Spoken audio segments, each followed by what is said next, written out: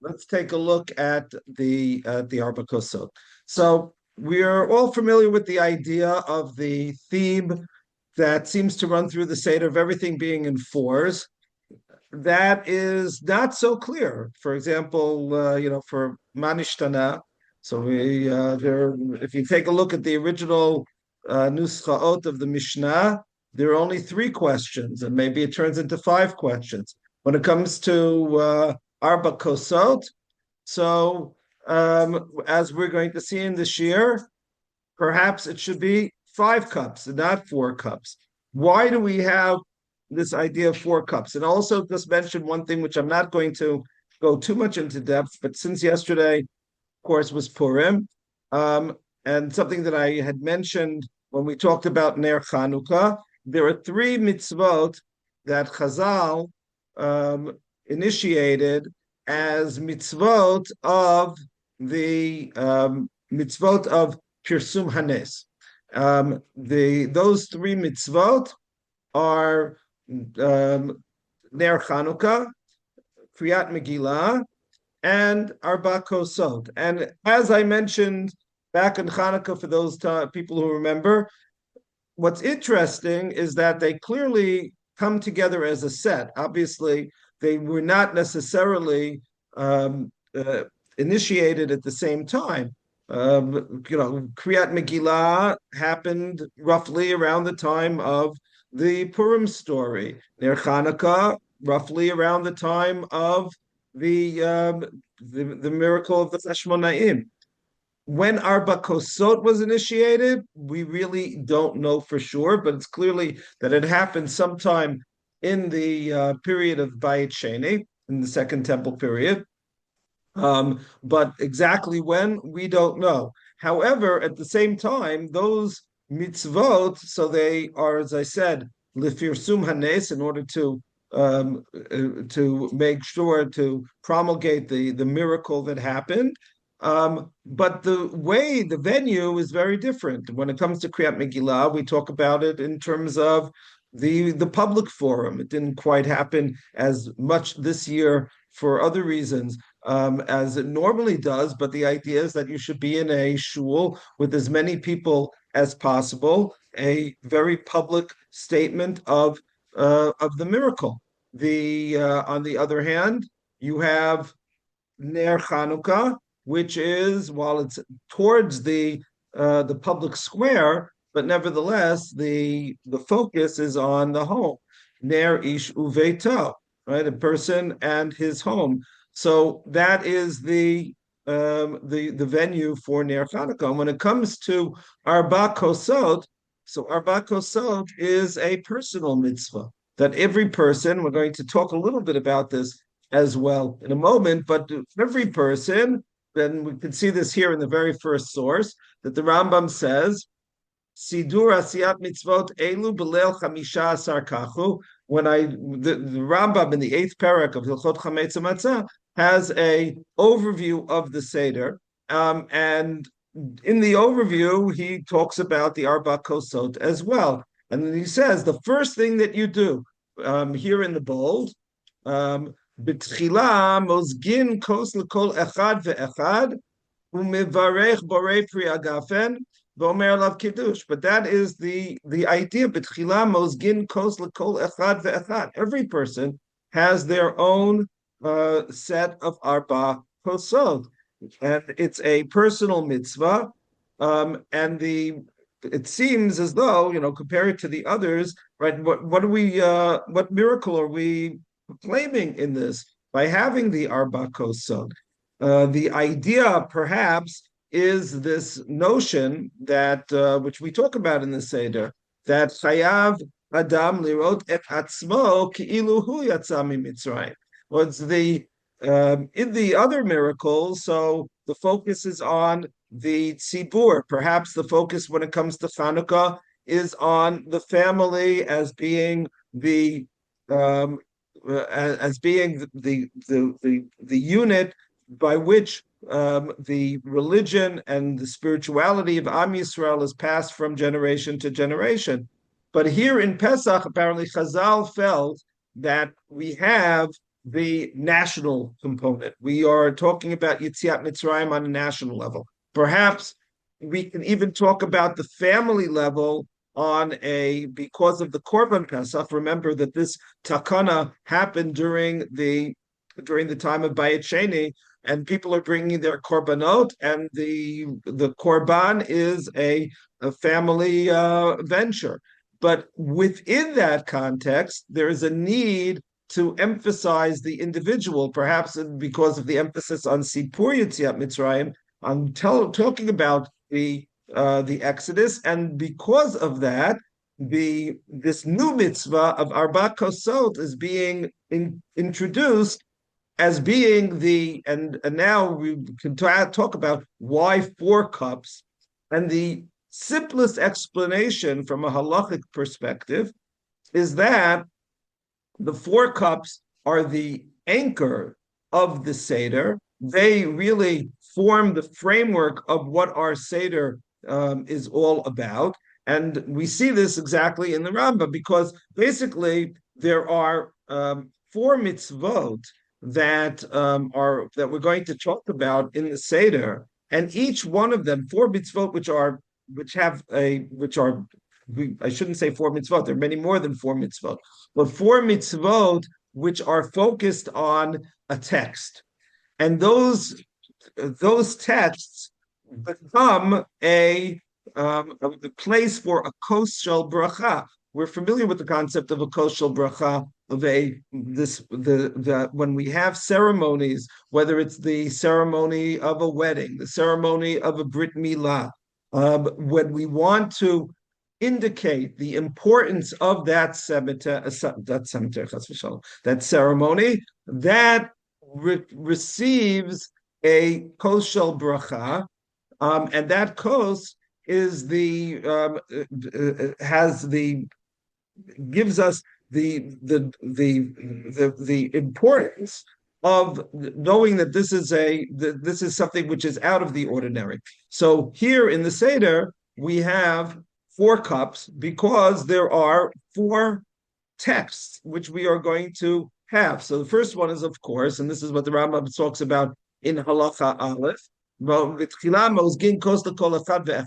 We have the cup for each person. Mevarech barei priya gafen ve'omer alav kiddush hayom v'zman v'shoteh. So, like every other holiday, we have kiddush. So, because we have kiddush, the kiddush has the kos shel bracha of the kiddush, and that is the beginning, of course, of the Seder. Then, after the Rambam talks about the other mitzvot, which we're not going to get into right now, but in terms of the Netilat Yadayim, the Karpas, the bringing of the Ka'ara, bringing the plate, the Seder plate, etc. And then we come to Halacha Bet in the bold there, in the second line, Umozgina kos sheni v'kana ben shoel. In other words, now we're going to introduce a new mitzvah of Leil HaSeder, which is specific to Leil HaSeder, what we call Magid, and that requires a cup on itself, for itself. And then the Rambam gives between Halacha Bet and Halacha Hey, and you can see that I have deleted that from the sheet here because it's not too relevant to us and we're familiar with the Agada. Perhaps another time we will talk more about the Haggadah itself and the development of the Haggadah. But then we come to Halacha Hey, and the Rambam says, "V'chotem Baruch Atah Hashem Elokeinu Melech Ha'olam Asher Ga'alanu." And so here we have another bracha, and that bracha is the bracha of that we are saying at the end of Magid. That bracha is the bracha v'asher ga'alanu. We add the beginning of Hallel to that, and that bracha is said after the parts of the Hallel that we say before the meal, and then again we have the second bracha. So we have mivarech borei priya gafen v'shoteh kos hasheni. So now we have the second cup because we've had a second mitzvah. The second mitzvah was magid. Normally speaking, so again, just to reemphasize, when you're talking about mitzvot, which are themselves mitzvot that require some kind of action. So whether it's on the night of the Seder, it's going to be eating the matzah or eating the maror or eating the korban pesach when it was there. So none of those require kos shel bracha because those are themselves the mitzvot, and you're doing an action as part of the mitzvah. So there's no kos shel bracha. Kos shel bracha is only indicated when there is a text that's being said. Also, with regard to the becomes a question with regard, for example, to Brit Milah. Why is there a kos there? The kos is there because of the additional bracha that we say at the Brit Milah, not because of the Brit Milah itself. So that is, again, what is happening here at the Seder. And now we go through those mitzvot. We have Nitil et Yadayim, we have the matzah, we have the maror. We have the Korban Pesach when there was a Korban Pesach, and Bezrat Hashem, there will be another, we'll be able to bring the Korban Pesach again. And then we finish the meal, and we reach Halacha Yud, Va'achar kach notel yadav u'mevarech birkat hamazon al kol shlishi v'shoteu. So now we have the third cup for birkat hamazon. This is no different than using than any other time when we have a kos shel bracha for birkat hamazon. What is different is that we now have immediately afterwards. The Rabbi continues, Achar kach mosei kos revi'i v'gomer alav et hahalel. So now we have the second bracha of the second cup after the meal, which again is being coupled with a text. The text is the text of the Hallel, and the bracha of the Hallel. So as opposed to normally to every other instance when we say Hallel and Shul, so there is no kos shel bracha, but here is part of the Seder.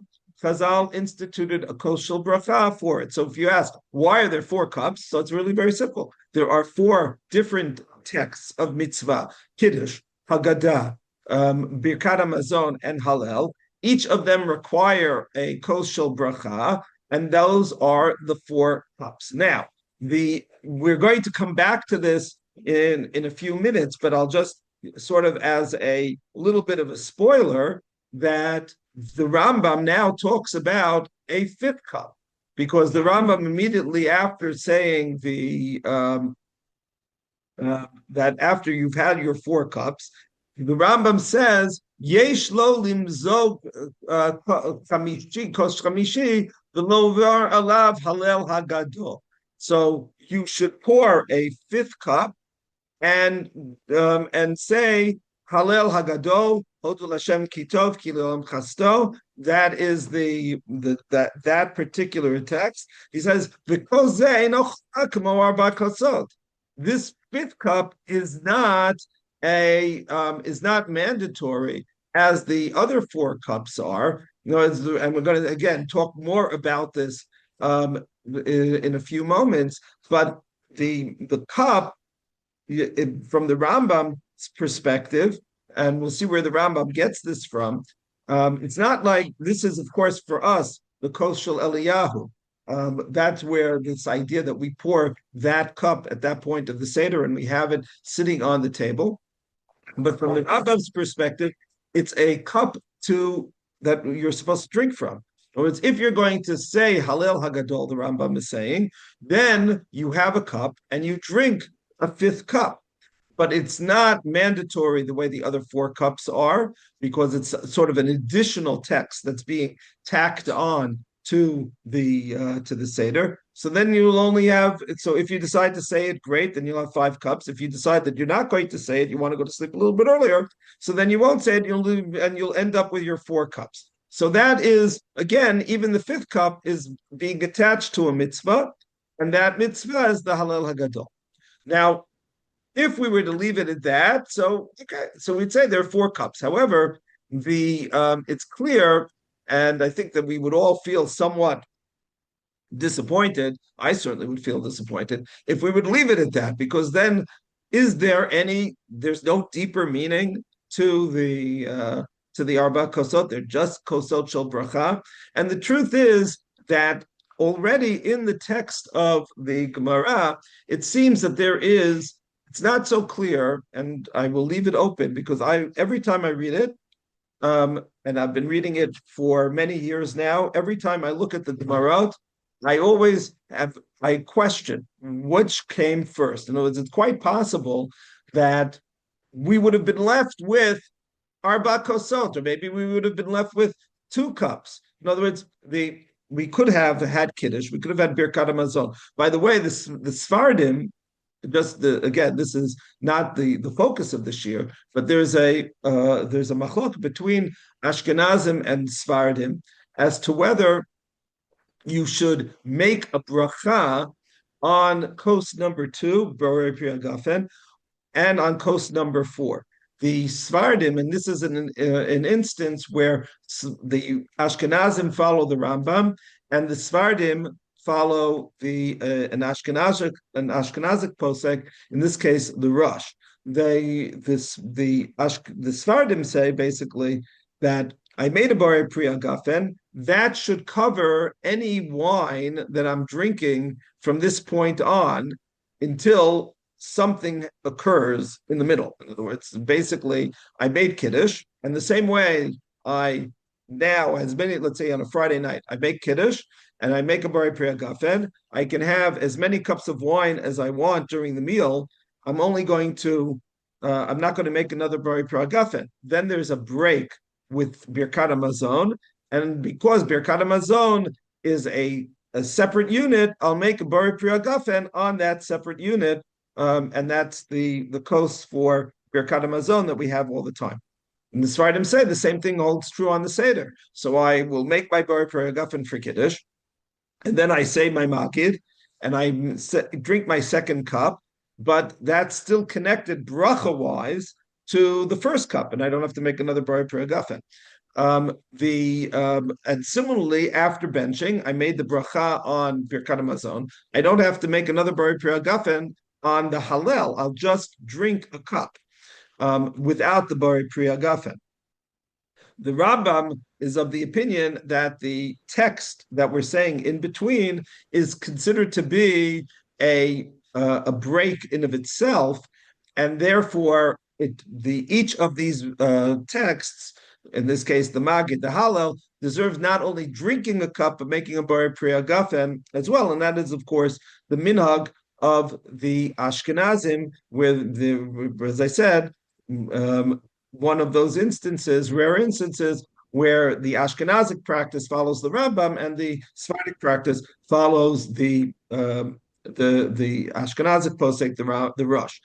Having said that, if I say, well, there is now a chiyuv to drink a cup when you're not even making a Borei Pri Hagafen according to the Sephardic practice, and if you are making a Borei Pri Hagafen according to the Ashkenazic practice, so then there was an emphasis on what you were saying in the first place. In other words, the cup of wine can be viewed as a technicality. When we have a significant text, we want to underscore it with a cup of wine. So the text doesn't matter what it is. It could be Kiddush. It could be the Sheva Brachot. Whatever it is, I'm just underscoring it with a cup of wine. That I can leave it at that. Or I can look at it, and this seems to be the way that the Gemara talks about it, that I'm looking at it as an expression of the text itself.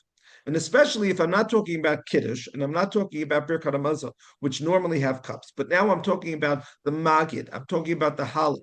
So perhaps the themes of the motifs of those particular brachot are going to be introduced into the cup. In other words, the same way that when I am eating the maror, and so there is a theme of the bitterness of the experience in Egypt that is being expressed in a very sensory fashion through the eating of the maror. So the theme of the magid, the theme of the hallel, is being expressed through the drinking of the cup, and this comes through the the reading of the Gemara. I'm going to, hopefully in a few minutes get to the question on an agadic level, but right now I'm still talking about the halachic level. So here, if I take a look at the Gemara in source number 2, the Gemara says the following: Amar Rav Yehuda, Amar Shmuel. And on the right side is the version of the text, the nusach, which appears in our Gemarot, and on the left side is the same Gemara in its version as it appears in the Rif. So there are clearly two very different, or not very different, but different versions of the text, and we'll take a look at them right now and see how they compare. The Gemara on the one hand says, Amar Rabbi Yehuda, Amar Shmuel, Arba Kosot halalu tzarich sheyeh bahen kedei mezigat kos yafeh. The 4 cups that we're drinking have to be diluted properly.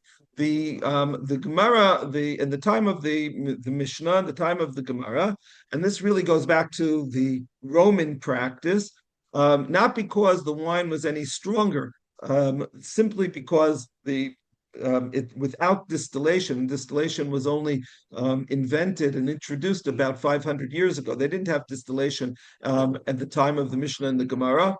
The natural alcohol content of wine only reaches about 18% alcohol. Most of our wines are about 13, 14%. But the alcohol, the maximum that you can reach is 18%. However, excuse me, I'm sorry, I just have to take a quick break. You forgot a bag. You want to meet him? I have your phone number. Okay. Anyway, I apologize for that break. However, because basically the water supply wasn't particularly safe, the beverage of choice in the Roman Empire was wine. In Bavel, the beverage of choice was a form of date beer. But it was watered down. The alcohol in these drinks actually was besides when it came to wine, as natural source for B2, but it's also the alcohol would kill a lot of the pathogens that could be found in the water. They might not have been aware of why wine was healthier than drinking the water, but they were drinking wine. But if you drink even 18% and four cups, you're going to be a little tipsy. So they would normally dilute the wine, probably to a 3-to-1 ratio of water to wine, and that's the way that people were used to drinking wine. And if they were to drink it any stronger than that, that was what we consider to be we would consider, if you were to take a cup of wine, make it 3 parts water, put 1 part wine, we think that is not too, we'll just say not too potable, but from their perspective, it was just the opposite. So they would be drinking the wine. The question is, what if you drank it shata and chai? Shata and chai means that if you drank it raw, meaning that you didn't dilute it. So then the Gemara says, Amarava yedei yayin yatsa yedei cherut lo yatsa. So if you drank it that way, so it's true you drank 4 cups, and that's the way that the Rashbam here. There isn't Rashi on this parak, so his grandson's text is what's used as the commentary, the Rashbam. So the Rashbam says yedei yayin yatsa, number 3. So sheshata Arba Kosot, but yedei cherut lo yatsa, but you didn't fulfill the mitzvah in its fullest sense, mitzvah shleima she'ein chashivut el biyayin mazuk, right? That if it isn't served properly, so then you haven't had that sense of drinking wine in its best way. However, the Gemara says, what happens shatan bevat achat? What happens if you drank 4 cups, one right after the other? You didn't space it out the way that we do throughout the Seder. You just drank 4 cups. You said, I have a mitzvah of drinking 4 cups of wine. So then the Rav said, Yidei yayin yatsa, Yidei Arba Kosot lo yatsa. And here it becomes a little bit of a problem, and you're going to see that the nusach that the Rif brings is easier here. But basically, Yidei Yayin, in the previous case, we said Yayin meant 4 cups. Here, we can't say it's 4 cups because there's immediately says Yidei Arba Kosot lo Yatsa. The 4 cups you didn't be Yotze. So therefore, what's Yidei Yayin Yatsa? Mishum Simchat Yom Tov. And because after all, you drank 4 cups of wine, and we're all very happy if you drink 4 cups of wine. Those are people who imbibed 2 days ago or yesterday, or in the case of Yeshiva Bachrim, both days. So then you're very happy. Okay, so then you have 4 cups of wine for that, but Yidei Arba Kosot lo Yatsa. But they're all considered to be kulan chashuvin post rishon v'lo yoter. Because each one of them is supposed to be the underpinnings for the structure of the Seder, as I explained earlier. So that has to be done at 4 different junctures of the Seder. You can't have it 4 cups right after the other. If you drink 1 cup after the other, that's still going to be considered 1 cup. However, the Rif and the Rambam in his wake, so the basically says no. What happens here again? The Yidei Arba Kosot. Whoops, I did not mean to do that. The Yidei. So the way the Rif understands it, if you drank it again raw, meaning that undiluted. So then yatsa yidei arba kosot v'lo yatsa yidei cherut. So then he says you fulfilled the 4 cups, but which is along the lines of what the Rama, but you didn't fulfill freedom. We have to get to what freedom is. Shatan bevat achat, if you drank them one after the other. So here's nusach is yatsa yidei cherut v'lo yatsa yidei arba kosot. So then you fulfilled the 4, if you drank 4 cups one after the other, you filled freedom, but you haven't fulfilled 4 cups. What does it mean, freedom? And here, this is really gets into I'll just bring one halachic difference, and then we're going to get to talk about the 5 cups, and then we'll talk about the Agada a little bit. When it comes to what is freedom, if you will, from halachic perspective. So the Rambam, when he talks about in source number 4 here, when he talks about Kiddush all year round, this is Kiddush on Shabbat. How much do you have to drink from the cup? So the Rambam says that if you drink from the cup, it's sufficient to drink shotem milo lugmav. As we're familiar with on every Friday night, how much do you have to drink from your cup? So the person who makes Kiddush takes a sip, and perhaps a little bit more than a sip, milo lukmav, which is approximately half of a revi'it. It doesn't matter how big the cup is, you have to take a significant sip. So that is what's called milo lukmav, a cheek full of liquid, and then the rest you can give to everyone else. But when the Rambam talks about the Arba Kosot, so he says that that you're going through exactly our case. He says Shata Arba Kosot elu miyayin she'eno mazug, the wine that wasn't diluted. Here in source number 5, so the miyayin she'eno mazug, so that is the drinking from the undiluted wine, or you have the 4 cups, and he uses the exact same terminology that the Rif had used in terms of cherut, as opposed to drinking 4 kosot. He says, "V'im shata mikol kos mehen rubo yatsa. So how much do I have to drink from the cup? So I have to drink from I have to drink, if you will, the rove kos. I have to drink the majority of that cup.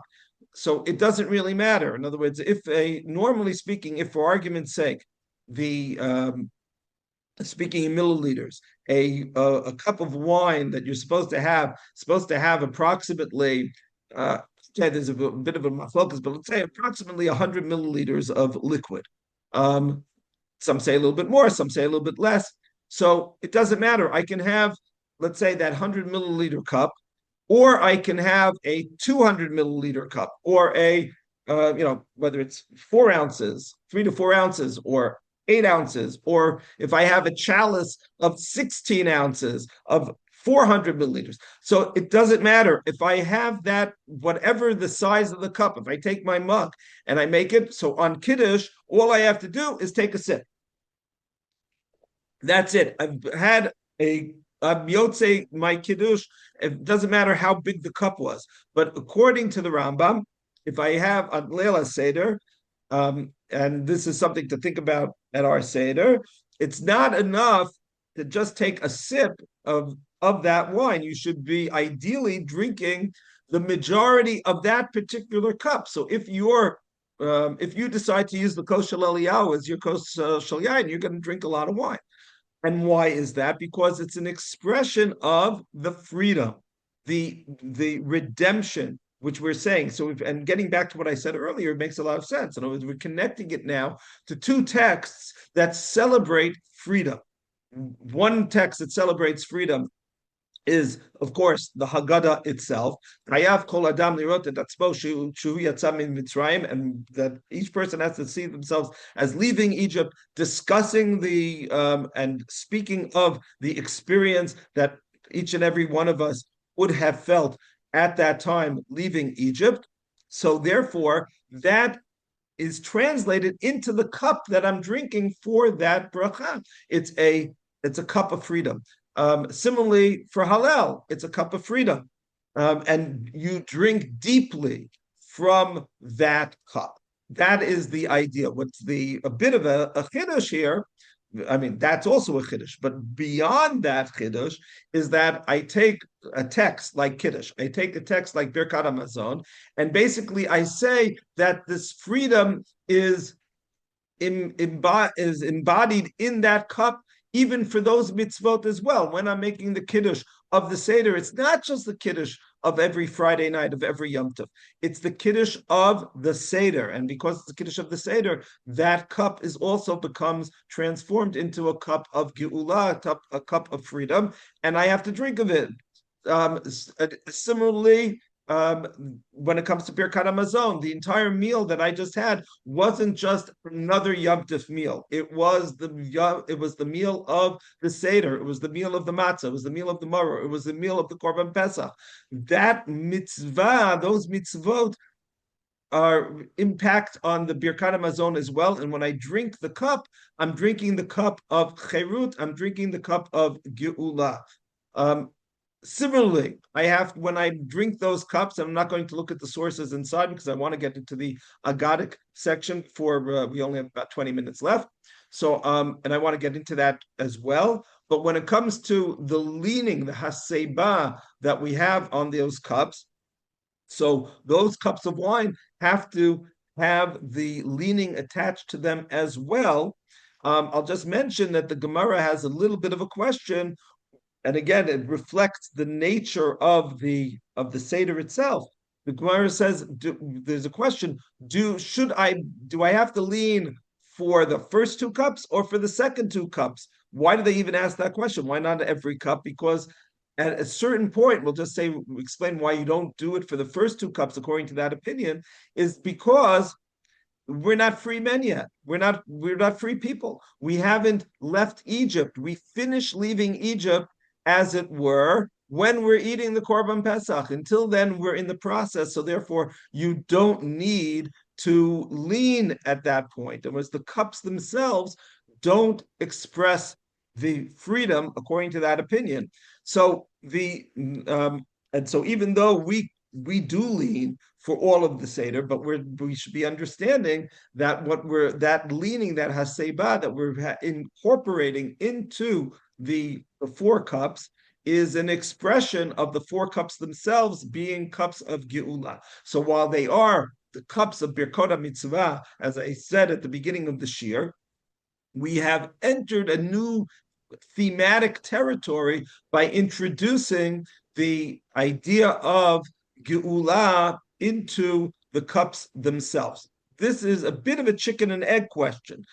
What did the Chachamim think when they introduced the mitzvah? Were they simply saying that we're going to, and this comes to the Gemara, the Gemara seems to indicate that what came first was the Geula, and then they said, okay, now we're going to create the Birkot Mitzvah. What do I mean by that? This is the way that the Gemara phrases it.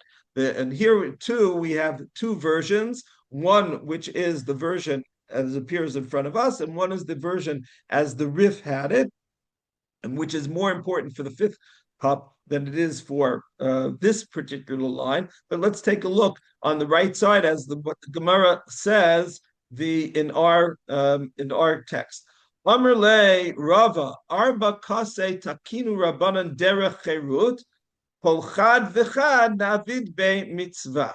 So the Rava says, oops, did not mean to do that yet.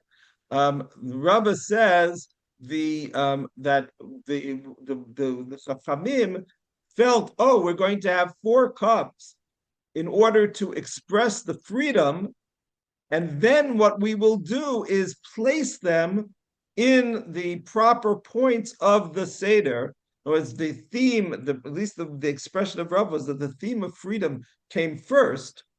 And then you have to ask them why pick four. And then once I have four, then we're going to talk about then we just say, technically we should spread them out because there are four Birkot Mitzvah in the course of the Seder, and this is a good place to put the Kos Shel Bracha. But one could argue, this is the way that the Gemara is presenting it, but one could argue it would happen the other way. That first we had the four cups of bracha, and then the additional theme of freedom was introduced. When it comes to the fifth bracha, with this, I'll just again mention very briefly. So in our Gemara, there is no fifth cup mentioned at all. What the Gemara just simply says, Tanu Rabbanan, Rivi'i, Gomer alav et Hallel, v'omer Hallel Gadol, Divrei Rabbi Tarfon. Now, this is what we're familiar with. We have our 4 cups of wine, and we add the additional text of the Hallel Gadol, Hodu Lashem Kitov Kili Olam Chasto. We add that, tack it on to the regular Hallel that we have said, and we drink the 4th cup on all of that. That is the way our Gemara has it. However, if you look right across, you'll see that in the Rif's version, it's Tanu Rabbanan Chamishi Omer Alav Hallel Hagadol. It's not the 4th cup, but rather it's the 5th cup.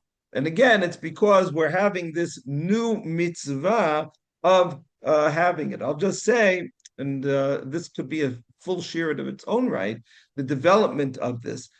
Through the medieval period, there were different customs as to what to do with that 5th cup. We all think, and today it's basically universal, that we have 4 cups across all the different kihilot, 4 cups, and we say Hallel Hagadol. But you see very clearly throughout the medieval period, starting with the time of the Gaonim, through the Sephardic Rishonim and the Rishonim in Provence, and I'm not going to go through this really in any depth at the moment, but that there were people who were drinking 5 cups of wine at their Seder with the Hallel Hagadol. There were others who were saying it's optional, the way that we saw earlier in the Rambam, but if you decide to say Hallel Agadol, then you should be drinking a fifth cup. There's a lot more to be said about that, but but we're familiar with our minhag, and of course the Kos Shel Eliyahu is clearly the is was introduced. We call it the Kos Shel Eliyahu, but and it gives us the opportunity to bang the table so that we could say, oh, there's Eliyahu drinking from it. That's also a universal custom. But having said that, it is a cup which has been placed because of the fifth cup, which is already mentioned in many rabbinic sources, and because we don't drink it, we leave it there symbolically on the table for us to drink, or Be'ezrat Hashem, when we have the Korban Pesach again, and then we'll have the nice machloket all over. That is the with regard to the halachic section, if you will, of the shiur. Now I want to talk about the much more famous. If I would have asked at the beginning of the shiur, why do we have 4 cups?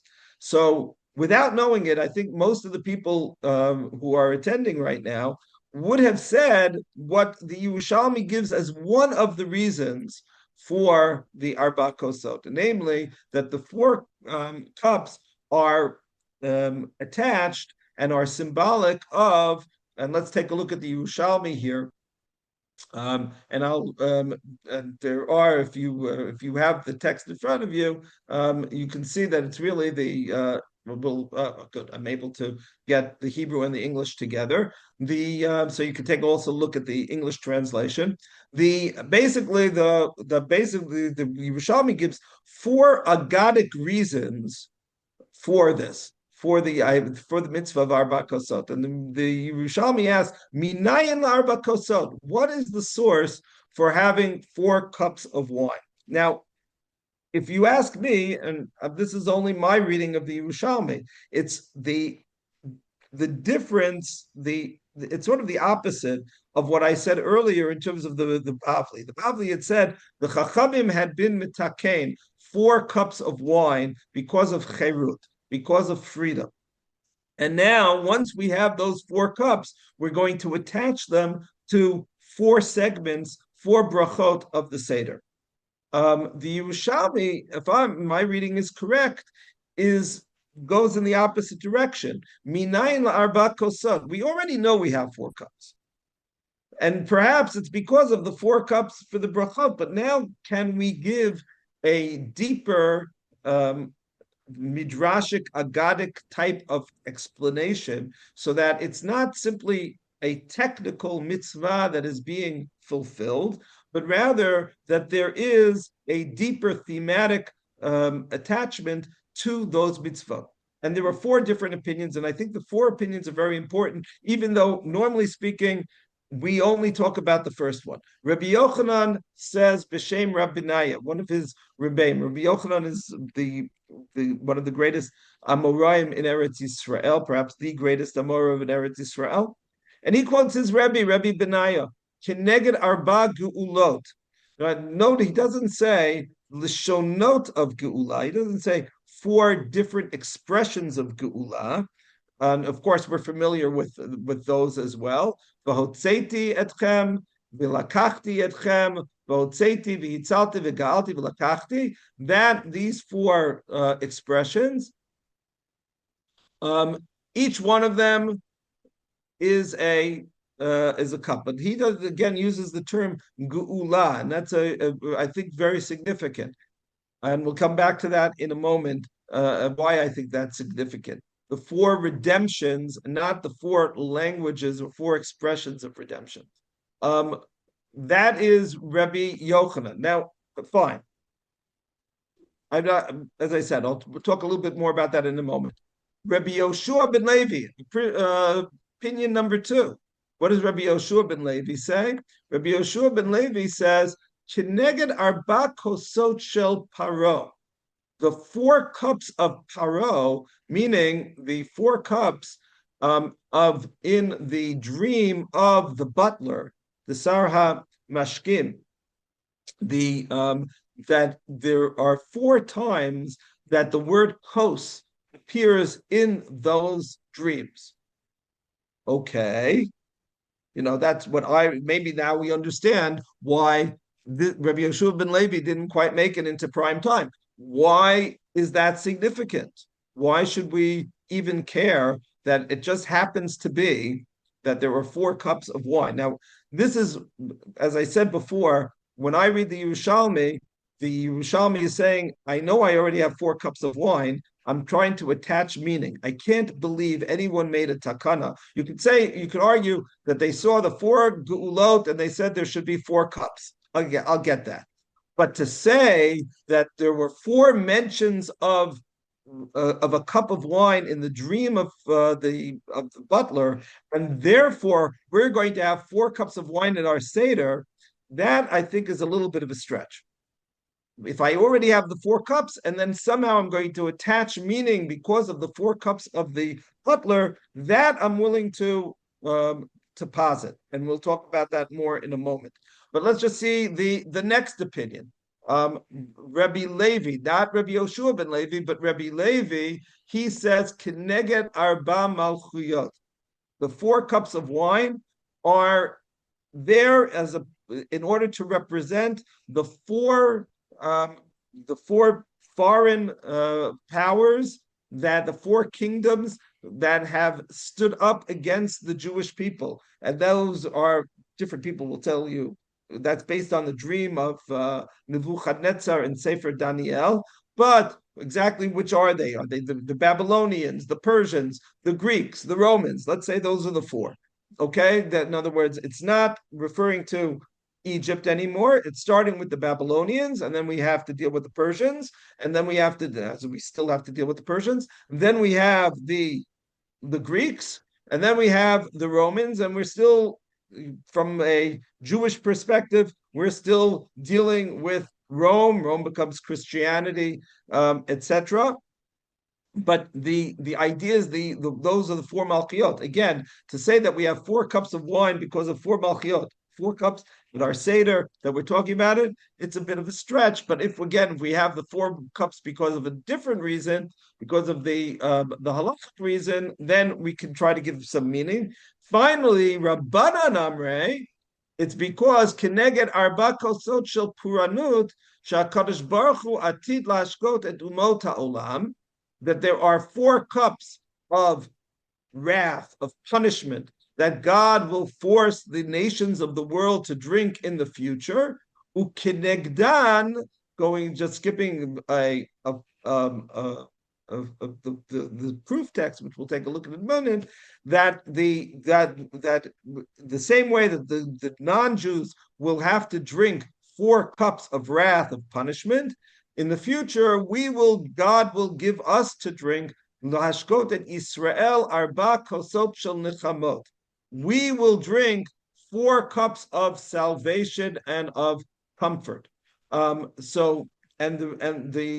proof text is that are brought, and we have the cup of the salvation. We'll just mention that one of those texts is one that we're all familiar with from Havdalah, Kos Yeshuot Esa Uveshem Hashem Ekra. I will drink the cup of salvation, I'll lift it up, and but the Gemara, the Yerushalmi points out that there are really only 3 cups that are mentioned. There are only 3 times at the time of the cup of salvation is mentioned 3 different times, but because it's Kos Yeshuot, the cup of salvations, so that's 4 cups. Well, that counts as 2, and that gives us 4. In other words, we're going to force it in to get those 4 cups in. What's going on here? So I think that if I take a look at the meaning of these 4 different, I've brought all of the proof texts here if you print it out for yourselves or take a look at it online, you can see them that are brought for each of these different approaches. But the idea that is being said here of these in these 4 different approaches, I think is very, very important. If I ask myself, okay, there are 4 Lashonot Geula. That's nice. There really, if you take a look at it, there are really seven, to be honest. That and those are what are here in the bold in number two, the psukim that we're familiar with. Hotzeti, Hitzalti, Ga'alti, Lakachti, and then it says Pasuk Zayin, Vehayiti Lachem Lelokim. That I will be your God. Then you have the Heveti, which some of you may remember because people talk about it. I'll bring you into the land. And then Vinatati Otalachem. We'll have I will give you the land. There are seven different lishonot of Geula. We pick the four that are referring to the are leaving Egypt. Those are representative of what is happening in Egypt. I will be for you a God. That happens in Har Sinai. That doesn't happen in Egypt. That only happens in Har Sinai. And then, of course, we continue into Eretz Yisrael with Ve'eveti B'natati, and that's why that isn't the primary theme of the Seder. But the first four, those are the themes of the Seder. And what's important here is to understand that there is a process. Each step is a little bit different. When God takes us out of the sojourn and or saves us, or redeems us, or we become God's people, those are separate stages of the, we'll call it the Geula, the Cherut process, and that gives us a different kind of meaning and a different kind of mission as God's people. And that's what we're celebrating. That's what Rabbi Yochanan says is happening at the Seder. We are not simply saying, okay, we were redeemed from slavery, but rather that there is a process which is ongoing and developing, leading up to Sinai, which turns this group of slaves into Am Yisrael. That is the four cups. That's the four lishonot. But again, remember the term that he originally used, the Yerushalmi uses. It's the four geulot, the four redemptions, not the four languages of redemption, but the four redemptions. Each one is a separate stage in of itself. I come to Rabbi Yoshua ben Levi, the second opinion.